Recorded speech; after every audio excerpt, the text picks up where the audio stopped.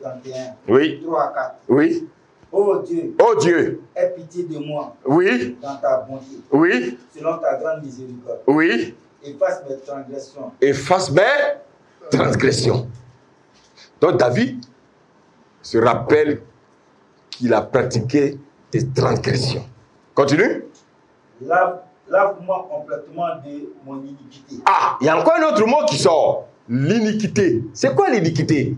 On va le dire tout à l'heure. Continue. Et purifie-moi de mon péché. Et purifie-moi de mon péché. Mais David, quand il disait ça, David n'avait pas le Saint-Esprit. Toi, bien-aimé, tu es inexcusable.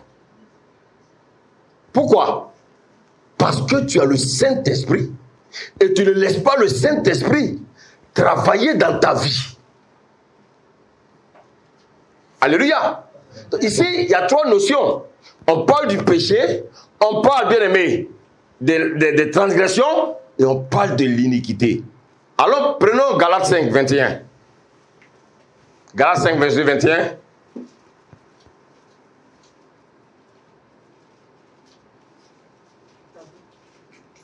Galates 5, verset 21.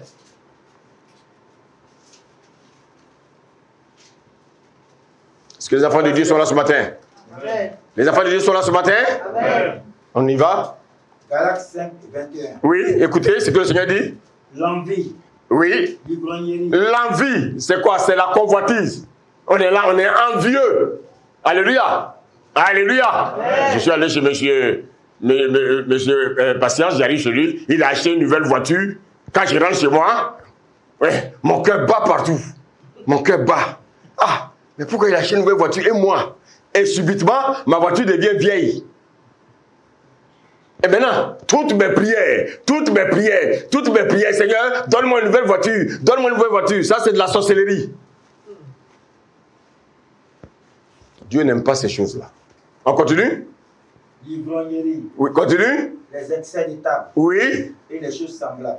Est-ce que tu peux remonter au verset 19, pardon, s'il te plaît? Verset 19. Oui. Galates 5, 19. Oui. Or, les œuvres de la chair sont manifestes. Oui. Ce sont l'impudicité. Bon, l'impudicité, bien aimé. Si tu es chrétien, que tu es encore dans l'impudicité, tu as un problème. Ça veut dire que ton ennemi, c'est l'impudicité. Il ne faut pas combattre ton frère, non. Ton ennemi, c'est l'impudicité. Continue. L'impureté. L'impureté. Est-ce que quelqu'un peut me dire, donner un exemple d'impureté? On dit impur. C'est quoi l'impureté?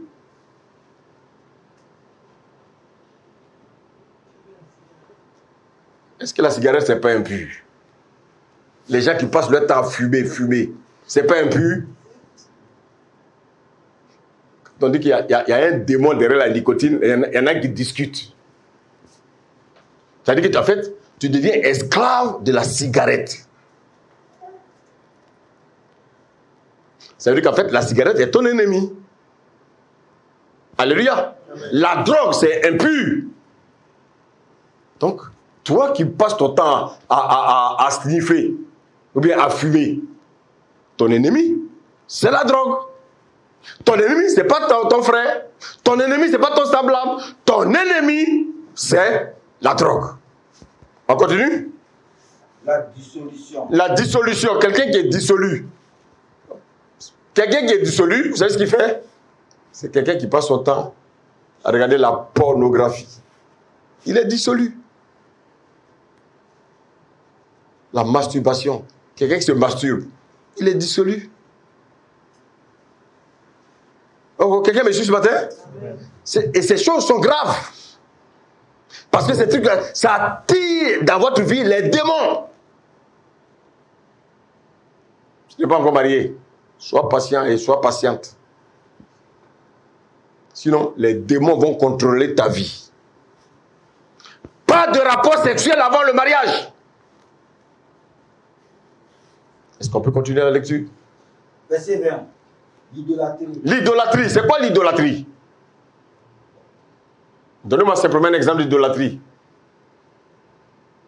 Quand on dit cet homme est un idolâtre, qu'est-ce que ça veut dire? Il aime quelque chose plus que Dieu. Est-ce que l'argent peut être un idolâtre? Alléluia.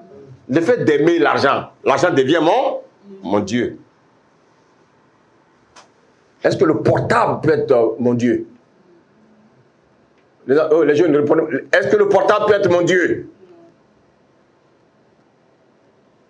Le portable ne peut pas être mon Dieu. Quand tu passes ton temps sur le portable, tu n'as pas le temps de méditer. Le portable ne peut pas être ton Dieu.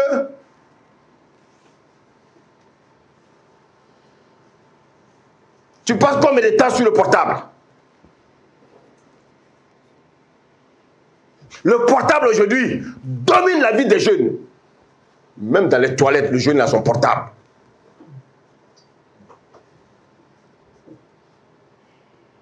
Dites-moi, même dans les toilettes là, qu'est-ce que vous faites avec le portable? Je vais raconter une histoire, mais vous allez tomber. Vous savez, il y a un monsieur qui était au salon avec sa femme, et à un moment donné, il a décidé d'aller se laver. Donc, il a oublié le portable au salon. Et pendant qu'il était dans la douche, savonné, il a entendu la sonnerie de son portable. Vous savez ce qu'il a fait? Il est sorti nu pour venir intercepter son portable. Et avant de prendre le portable, le salon était glissant. Il a glissé le savon, il est tombé sur la nuque. Mais malgré ça, il s'est levé pour prendre son portable. Sa femme a soupçonné quelque chose. Ah, donc c'est ton modèle qui cache quelque chose. Est-ce que vous savez que ça a été la bagarre pendant toute une semaine? Est-ce que vous me suivez? Pourquoi ta femme ne peut pas répondre à ton appel? Il y a des maris qui mettent le code sur leur téléphone. Non. Il faut décoder votre téléphone, remettez ça à vos femmes. Femmes, décodez sur votre téléphone et remettez à vos maris. Dans un couple, il y a des cachotteries. C'est ça le péché.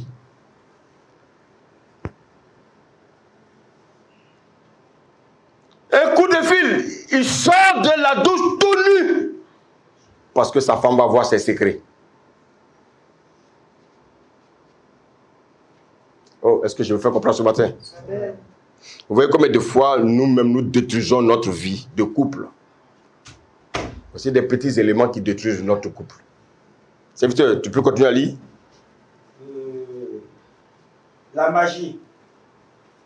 La magie, quand on parle de la magie, vous croyez que c'est forcément... non. La magie, même quand je joue au PMU, c'est la magie. Quelqu'un me suit? Envoyer les enfants chez Disney, c'est la magie. Mais comme les gens ne savent pas, ils le font. Gloire à Dieu. Parce que ce sont des choses de la magie, c'est des choses sataniques. Vous savez, on est ignorant des choses. Et quand on est ignorant des choses, Dieu nous pardonne. Mais quand on sait les choses et maintenant on le fait, ça devient un péché. Prenez l'exemple de ce que j'ai donné comme exemple tout à l'heure dehors. Amen. Amen.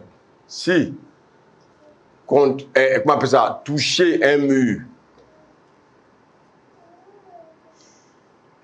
est facile. Le jour où j'ai vu, on me dit ne pas toucher ce mur, je le sais maintenant. Si je le fais, je pêche. Est-ce que tu peux continuer? Les inimitiés. Les inimitiés. Les querelles. Les querelles. Les gens, il y a des gens qui créent des querelles partout où ils passent. Or, quand il y a les querelles, ça crée des divisions. Et malheureusement, des gens qui se disent chrétiens, ils viennent dans les églises et ils créent des divisions. Ça, c'est un péché. Donc, ton ennemi, c'est que toi, tu crées la division. C'est ce que tu dois combattre. Alléluia. Amen. Serviteur, tu continues? Les jalousies. Oh! Qui sincèrement sait qu'il est jaloux ici? Qui sait qu'il est jaloux ici? Il n'y a pas de jaloux dans cette salle. Oh, oh. Vous moquez de qui? Il n'y a pas de jaloux ici. Hein? Si vous n'êtes pas jaloux, c'est bien. C'est vite, on peut continuer? Les animosités. Les animosités. Voilà quelqu'un. Lui, vous pouvez. Mais ça dit que lui. Mais, non, n'ayez pas ces pensées-là. Il ne faut pas que ces choses-là soient vos ennemis. Ce n'est pas possible. Continue, serviteur. Les disputes. Les disputes, oui. Les divisions. Regardez les familles. Toujours des disputes. Quel est le vrai problème dans le couple en général? Pourquoi dans le couple, il y a des disputes? Pourquoi en général? C'est un péché. Il faut vaincre ce péché-là. Amen. Il faut vaincre ce péché.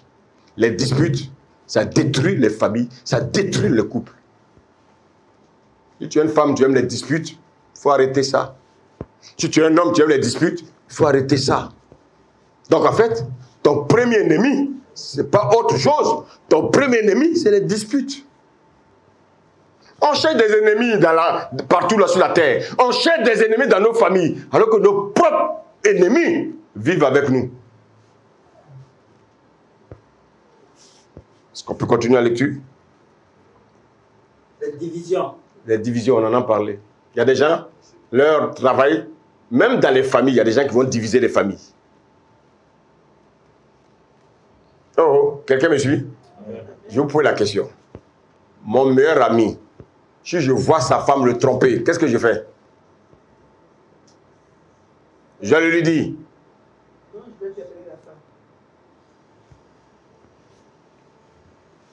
Il faut être sage dans la vie. Hein. Quelqu'un me suit? Est-ce que quelqu'un me suit? Amen. Si on aura rapporté, c'est vrai, elle est dans le péché, c'est bien. Tu l'as vu. Est-ce qu'il est bien d'aller dire à son mari? Parce que, attends, parce que là, il y a deux éventualités. Hein. Ce que vous oubliez, c'est quoi? C'est que non seulement tu peux créer la séparation du couple, et la deuxième chose, c'est quoi? Lorsque le couple va se réconcilier, tu deviens leur ennemi. C'est pour ça qu'il faut qu'on soit conduit par la sagesse quand nous conduisons un peuple. Si je vois un homme qui trompe sa femme, je vais l'interpeller, lui, d'arrêter. Et quand je lui dis d'arrêter, maintenant je l'informe pour dire, si tu n'arrêtes pas, je dirai à ta femme. C'est ça un homme responsable. Parce que on peut tous commettre des erreurs. Et ces erreurs-là, il faut qu'on se rachète. Est-ce que le Seigneur nous parle ce matin? Oui.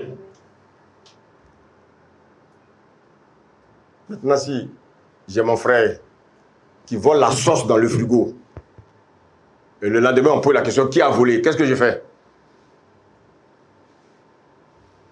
Allez réfléchir pour voir ce que vous allez faire.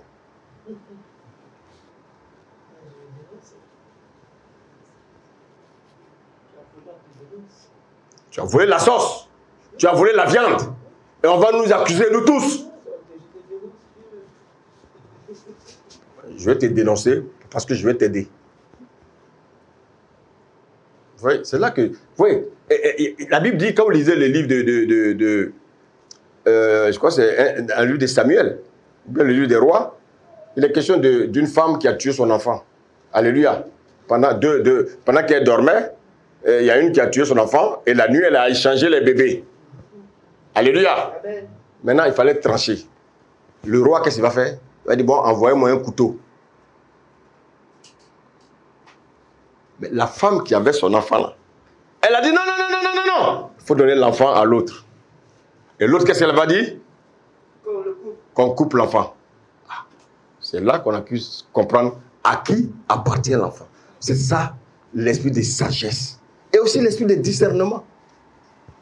Tu peux lire la suite? L'insecte, oui, les sectes. La franc-maçonnerie, Maïkari, tous ceux qui sont dans les Rotaractes, tous ceux bien-aimés, qui sont bien-aimés dans les groupes d'illuminatistes, tout ça, ce sont des sectes diaboliques. Continue. Verset 5. Oui. L'envie. L'envie. Ouais, l'envie. L'ivrognerie. Non. On est à la fin, là, vers la fin. On est vers à la fin, vers la fin du verset 21. Verset 21. Oui. L'envie, l'ivrognerie, les excès de table et les choses semblables. Je vous le dis d'avance. Bon, écoutez bien, c'est pas moi qui le dis. Le Seigneur dit, je vous le dis d'avance. Oui. Comme je l'ai déjà dit. Comme il a déjà dit. Que ceux qui commettent de telles choses. Bon, vous voyez tout ce qu'on a cité. Il dit, tu dis que tu es chrétien. Si tu es ennemi de tout ce que on vient de citer, s'il y a un qui est ton ennemi, quelle est la suite? Ils n'hériteront point le royaume de Dieu. Tu n'hériteras point le royaume de Dieu. Ce sont des choses qu'on prêche tous les jours. Vous écoutez, vous faites comme vous voulez. Moi, mon rôle, c'est de vous prêcher la vérité. Le reste, chacun fait son choix. Ça, c'est ça les péchés. Et les péchés, c'est quoi? C'est ça qu'on appelle les œuvres de la chair. Amen? Amen. Alléluia. Amen. Maintenant, il y a ce qu'on appelle les transgressions. On a dit tout à l'heure que... Quelle est la définition qu'on a donnée à la transgression tout à l'heure? Pour ceux qui se rappellent? Désobéissance à la loi. Est-ce que vous connaissez un peu l'histoire de Dathan, Corée et Abiram? Vous savez ce qu'ils ont fait? Ils ont défié Moïse. En défiant Moïse, ils étaient en train de défier l'homme de Dieu. En défiant l'homme de Dieu, ils étaient en train de défier Dieu sans le savoir. Vous savez ce que Dieu a fait? Ils ont transgressé la loi. Qu'est-ce que Dieu a fait? Dieu a ouvert un trou et puis les a enterrés.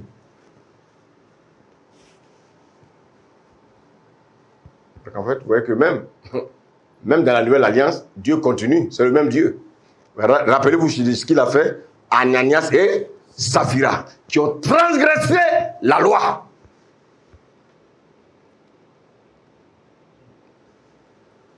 Faisons très attention. Moïse, le même Moïse, regardez ce qui va se passer dans, prenons Nombre 20.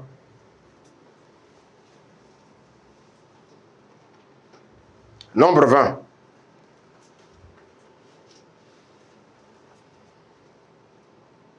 La transgression, c'est la rébellion. Ils ont été rebelles à Moïse. Vous savez que malheureusement, les rebelles, il y a beaucoup dans les églises. Ils pensent qu'ils ont toujours raison. Ils se rebellent contre les hommes de Dieu. Ils se rebellent contre la parole de Dieu. Ils se rebellent. On peut avoir raison. Alléluia. Alléluia. Amen. Il faut avoir la sagesse de s'approcher des hommes de Dieu pour leur dire, homme de Dieu, il y a un truc que tu as dit là, vraiment, je n'ai pas compris. Je pense. Dieu nous a donné la sagesse. On ne compare pas un homme de Dieu. On ne va pas le vilipender parce que bon, je ne suis pas d'accord avec ce qu'il a dit. Non, frère. Ça, c'est la rébellion. Regardez Moïse. On va lire le verset 11 et le verset 12. Nombre 20, verset 12. Je lis la parole. Verset 11. Oui. Puis Moïse leva la main et frappa 2 fois le rocher avec sa verge. Oh, qu'est-ce que Dieu avait demandé à Moïse? Si vous lisez un peu là-bas, Dieu va dire à Moïse de parler au rocher. Moïse, qu'est-ce qu'il va faire? Il va frapper le rocher, et même 2 fois. Est-ce que vous savez ce que ça pouvait signifier? On ne frappe pas Christ 2 fois. Christ a été crucifié une seule fois. Moïse l'a frappé 2 fois. Est-ce que vous savez la sentence?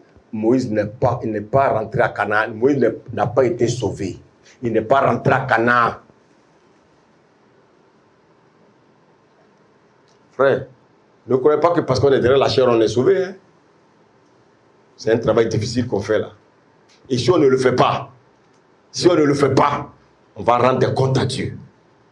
C'est pour ça que quand on vous prêche, on vous dit ne faites pas ceci, faites cela, il faut que vous obéissiez. Parce que vous aussi, Paul a dit quoi? Par rapport à tous ceux qui désobéissaient. Il dit, Seigneur, leurs sangs ne sont pas sur mes mains. Donc, le Seigneur est témoin que je suis en train de prêcher la parole de vérité. Il n'y a pas de mensonge là. Et ensemble, on lit. Vous-même, vous écoutez. Maintenant, c'est à vous maintenant de dire, bien-aimé, de faire ce que vous voulez. Moi, je ne peux pas faire les choses à votre place. L'amour que j'ai pour vous, c'est de vous prêcher l'évangile. L'amour que j'ai pour vous, ce n'est pas de vous maintenir captif. L'amour que j'ai pour vous, ce n'est pas de vous raconter ma vie. L'amour que j'ai pour vous, ce n'est pas venir nous dire que vous serez riche. La richesse, ça ne peut pas envoyer quelqu'un au ciel.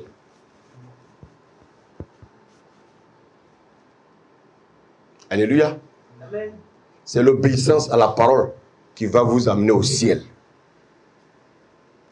C'est dur. C'est vrai, c'est dur. Voici que le Seigneur t'envoie le Saint-Esprit pour t'aider à marcher avec lui. Alléluia. Amen. Il y a une autre personne également qui a transgressé. C'est le roi Saoul. Dieu lui a donné des ordres. Et qu'est-ce qu'il va faire? Il va désobéir aux ordres de Dieu. Vous savez ce que Dieu a fait? Dieu l'a rejeté. Vous savez, moi je peux peut-être rejeter quelqu'un. Il y a des hommes qui vont venir plaider. Mais si Dieu me rejette, si Dieu te rejette, qui va plaider?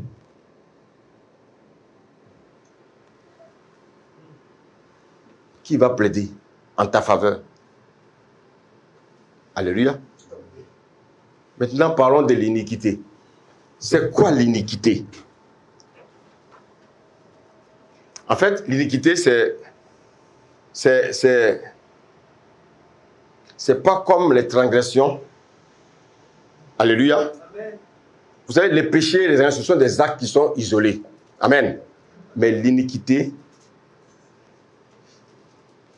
c'est quand on déforme. Quand il y a la corruption. Amen. Amen.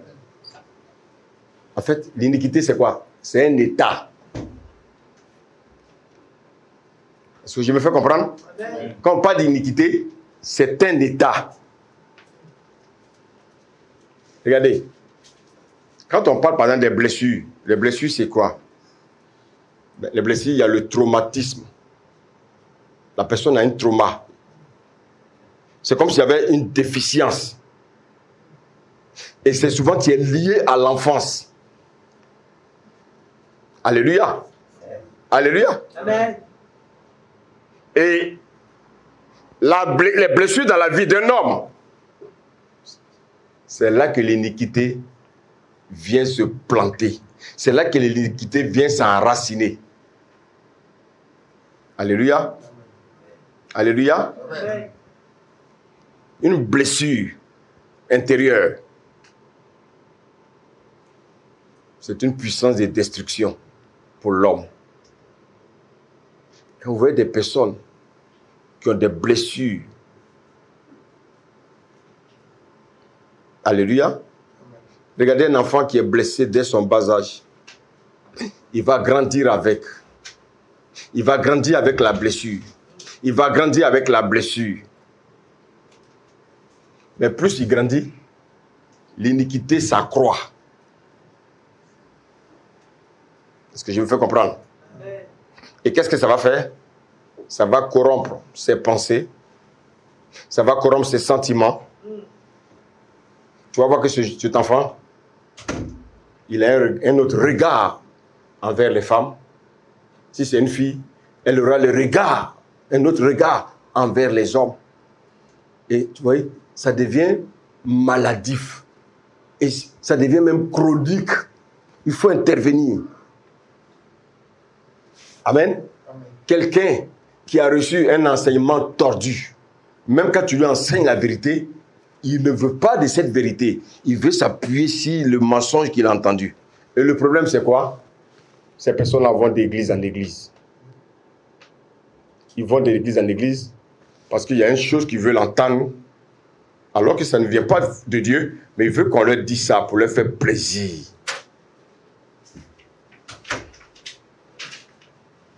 L'iniquité va t'amener à voir ton frère d'une autre manière.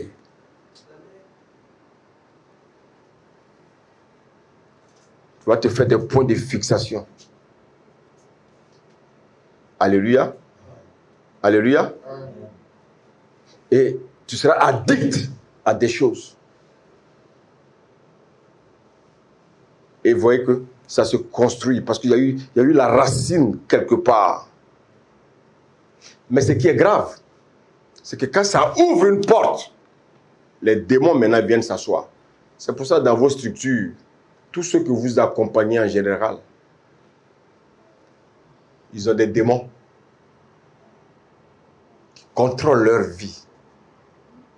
Mais comme ils ne connaissent pas le Seigneur, les démons continuent à le conduire.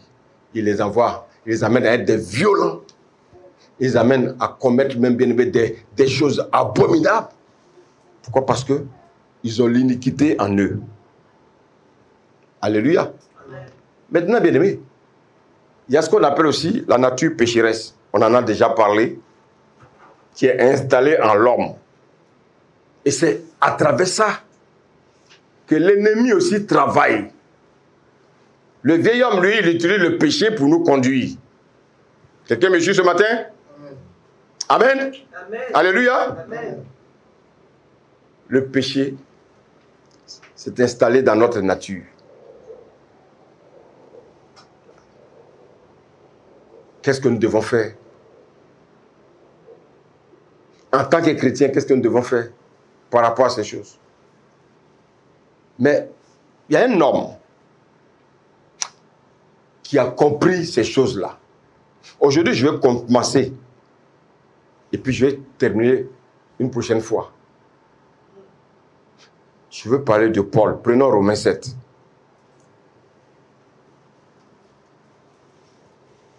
Romains 7.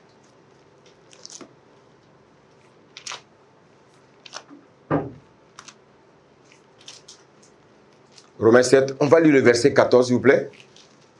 Romains 7, verset 14. Amen. Nous savons en effet que la loi est spirituelle. Oui. Mais moi, je suis charnel, oui. Vendu au péché. Vendu au péché. Tu vois, quand on est vendu au péché, on est esclave du péché. Donc notre ennemi, c'est le péché. Quelqu'un qui m'a racheté comme esclave, il ne peut pas être mon ami. Alléluia. Amen. Donc Paul ici, il est en train d'ouvrir, bien aimé, notre esprit pour que nous comprenions pourquoi on a du mal à s'en défaire du péché. Je voulais dire à quelqu'un que dans la vie de tout homme, il y a une loi qu'on appelle la loi du péché. Alléluia. La loi du péché. Et cette loi, elle est dans tous les êtres humains. On va lire le verset 23 au verset 25. Verset 23. Mais je vois dans mes membres une autre loi qui lutte contre la loi de mon entendement. Oui. Et qui me rend captif de la loi du péché. Continue. Qui est dans mes membres. Qui est dans mes membres. Regardez Paul. Paul est en train de nous dire, nous sommes devenus chrétiens. Mais dans nos membres, il y a une loi qu'on appelle la loi du péché. Et comment je suis chrétien et puis je continue à pécher? Parce que dans mes membres, il y a une loi qu'on appelle la loi du péché. Je suis chrétien, mais cette loi-là est en moi. Maintenant, c'est à moi de dominer sur elle. Si je ne domine pas sur elle, c'est elle qui va dominer sur moi. C'est pour ça qu'on dit, ah mais pourtant il est chrétien. Pourtant il est chrétien. Oui, pourtant il est chrétien. Mais il y a une loi qui domine sur lui. Il a la loi, il y a une loi de l'esprit en lui. Mais il y a une autre loi qui travaille en lui. Regardez ce que Paul dit au verset 24. Verset 24. Oui. Misérable que je suis. Misérable que je suis. Oui. Qui me délivra du corps de cette mort? Ah, donc en fait, la loi du péché, Paul est en train de crier, il dit, mais qui va me délivrer de cette loi? pourquoi? Regardez bien. C'est peut-être lire le verset 18. Verset 18. Oui. Ce qui est bon, Oui. je le sais, Oui. n'habite pas en moi. Oui. C'est-à-dire dans ma chair. Écoutez, regarde, je dois bénir Océane. Alléluia. Ça, c'est bon. Je dois la bénir. Mais je passe mon temps à la maudire. Alors que je dis que je suis chrétien. Qu'est-ce qui fait ça dans ma vie? C'est la loi du péché qui me pousse à me comporter comme ça. Je suis chrétien. Je connais ce qui est bien, mais je fais ce qui est mal.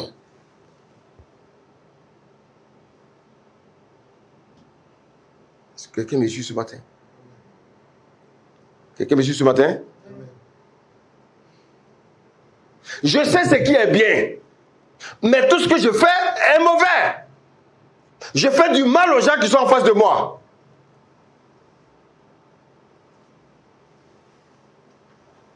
Alléluia. On va remonter au verset 7. Du verset 7 au verset 9. Que dirons-nous donc? Oui.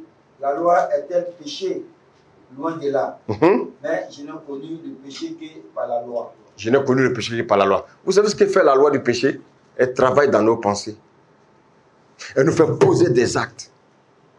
Voici pourquoi, bien-aimés, aujourd'hui, nous devons travailler par rapport à ça. Vous savez ce qui entretient la loi du péché dans nos vies? C'est lorsque nous ouvrons nous-mêmes la porte. Quelqu'un qui passe son temps à murmurer, il ouvre la porte à la loi du péché. Quelqu'un qui passe son temps à médire, il ouvre la porte à la loi du péché. Celui qui a des blessures dans sa vie, qui est toujours en train de bouder, il a des blessures, chaque fois, il passe son temps à se plaindre. Qu'est-ce qui va se passer? Il va ouvrir la porte à la loi du péché. Et la loi du péché prend le dessus sur sa vie. Alléluia. En fait, si vous voulez, c'est une force spirituelle qui est dans l'homme.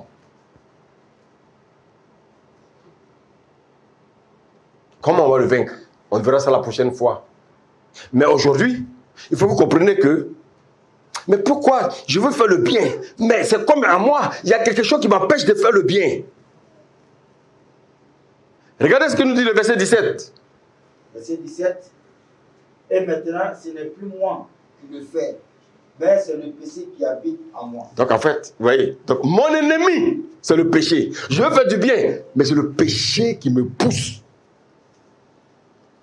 La loi du péché qui me pousse à faire les mauvaises choses. C'est la loi du péché qui me pousse à me masturber. C'est la loi du péché qui me pousse à faire la prostitution. C'est la loi du péché qui me pousse à mentir. C'est la loi du péché qui me pousse à faire du mal à mon semblable, à mon prochain. Alors que quand je lis la Bible me dit aime ton prochain. Mais comment se fait que je n'arrive pas à aimer mon prochain? Parce qu'en moi, il y a une loi qu'on appelle la loi du péché. Et cette loi, elle amène les gens à détruire les relations dans les familles. Elle détruit les relations dans les familles. Je détruis les couples. Elle brise les couples. Elle entraîne bien les divorces. Mais si tu n'as pas l'esprit de discernement pour comprendre, tu vas accuser des démons. Non, ce ne sont pas les démons. C'est la loi du péché qui fait ce travail-là. La loi du péché, c'est comme un poison. Elle empoisonne la vie des chrétiens. La loi du péché, elle pousse les gens à se rebeller. Elle pousse les gens à être ingrats. Tu fais du bien aux gens, mais ils te rendent toujours ça, bien-aimé. L'ingratitude. La loi du péché te pousse à haïr tes frères et sœurs. La loi du péché te pousse, bien-aimé, à chercher à détruire tout sur ton chemin. Bien-aimé, voici pourquoi il est important aujourd'hui, en tant que parents, d'instruire nos enfants des choses de la parole de Dieu. Alléluia. Amen. Pour que, cette loi du péché, plus les enfants vont grandir, cette loi ne va pas dominer sur eux. Alléluia. Amen. Alléluia. Amen. La loi du péché. Qu'est-ce qui peut vaincre la loi du péché?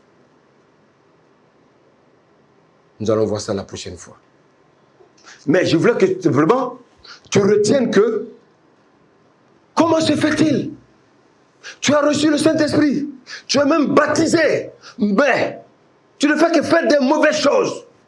Tu fais ce qui est mal aux yeux de Dieu. Tu fais ce qui est mal aux yeux des hommes. Simplement parce qu'en toi, il y a une loi que tu laisses dominer. C'est la loi du péché. Je voulais que déjà tu te rappelles de l'œuvre accomplie à la croix. Rappelons-nous chaque fois de cette œuvre accomplie à la croix. Je vous ai dit tout à l'heure que Jésus est venu faire le travail sur nous. Maintenant, en nous, il y a cette loi du péché là. C'est pourquoi Jésus doit maintenant faire un travail en nous. Alléluia. Amen. Il y a des gens, quand tu leur parles, ils te disent: ah, mon frère, il faut demander pardon. Ah non, moi je ne peux pas demander pardon.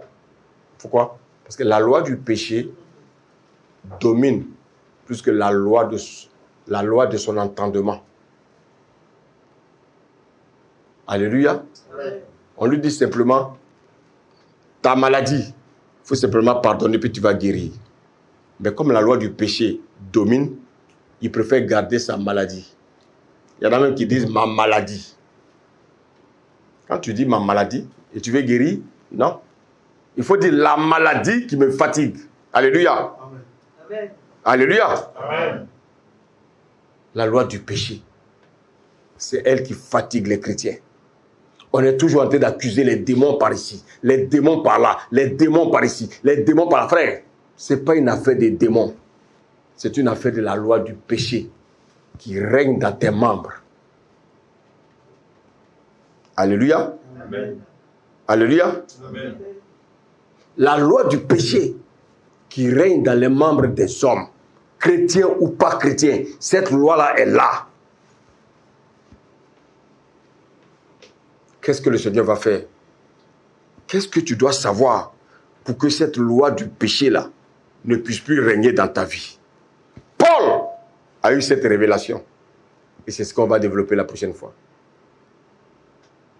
Alléluia. Amen. Sache que quand tu veux faire le bien et dans ta pensée, le mal arrive, il y a une force, c'est une force, hein? C'est une force qui est en toi, qu'on appelle la loi du péché, qui veut dominer sur toi et te donner une mauvaise conduite. Alléluia. Amen. Alléluia. Parce que le Seigneur, il a fait un travail sur nous. Maintenant, ce qui reste à faire, c'est le travail en nous. Amen. Et pour cela, comment il faut travailler? Le Seigneur va nous expliquer cela la prochaine fois. Que le Seigneur vous garde et que sa main soit sur vous. Amen.